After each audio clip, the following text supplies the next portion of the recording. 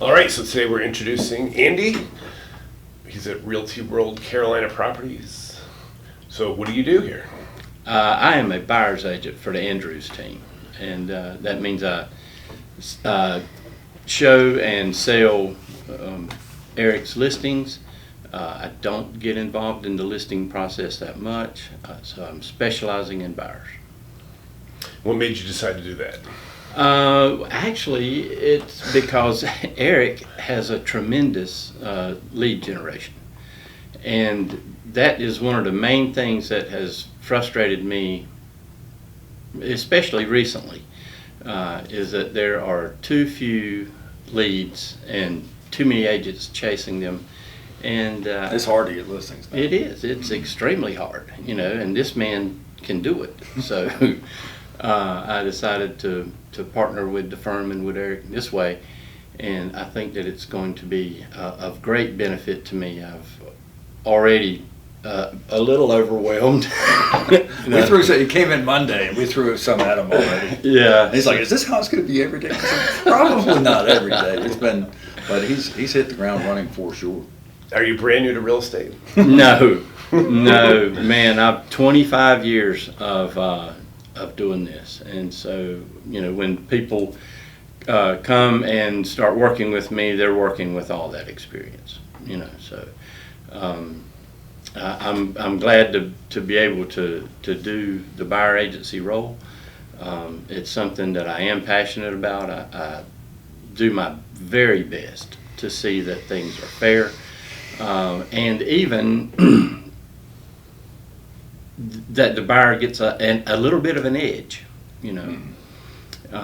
So I'm very happy to be here. Andy's going to be able to familiarize himself with our inventory, so he's going to know our stuff better than anybody's. But he's not limited to that. If they come in and say, "Hey, I'm calling about this 50 acres that you have on Archie Johnson Road," and he goes out and shows it to them, and that's not a fit for them, Andy still has them as a potential client, and now he knows what they didn't like about that property or they did like about that property. Now then he can focus his time on that. But he doesn't have to worry about the funnel. The funnel's already there.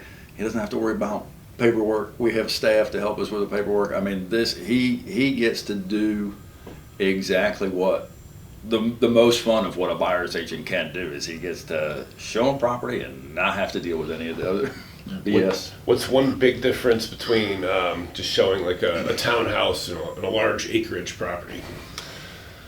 Wow, good question. Townhouses are, no offense to townhouse owners or builders or developers, but they're a little bit cookie cutter. If you show one townhouse, in a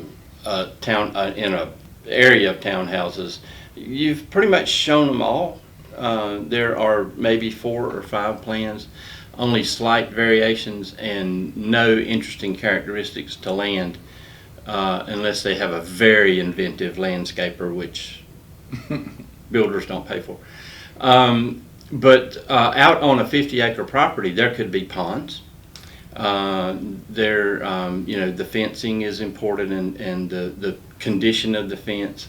I've had a recent experience with burrweed, you get to look at the pastures, look at the land. Even the anthills can tell you something. I was going to say, you don't get rid as much showing townhomes. Oh. Yeah. But I think that land is much more interesting. And homes on large acreage, and when I say large acreage, my bread and butter through the years has been homes on 5 to 10 acres. And I just what I cut my teeth on. It's why I left Cary to come to Pittsboro Autos many years ago, and it's something that continues to pique my interest, and I just love to do it. He's got a lot of experience with that. I mean, Andy and I have known each other for a long time, and we have similar styles. I mean, he definitely he has high ethical standards. He actually does a better job of me explaining the paperwork and the documentation. He's very, very patient with his clients.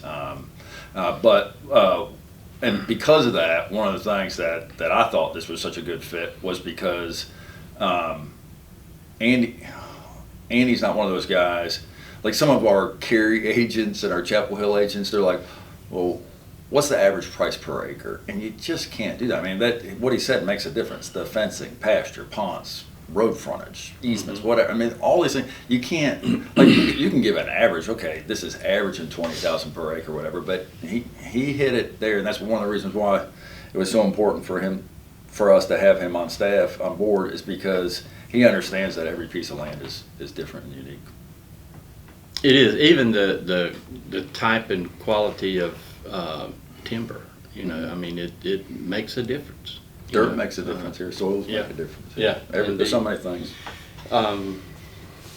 Fruit trees, nut trees, it's all in the mix, you know. I mean, I love pecans. Did I say that right? Yeah. Let's start a raging debate about is it pecan or is it I think we pecan? actually have a YouTube about that. So, you know, if you've got, you know, a grove or, you know, whatever of pecan trees, it makes a difference. Because Andy still has a huge network of past clients. He can still help them. He can still do all those things for whatever.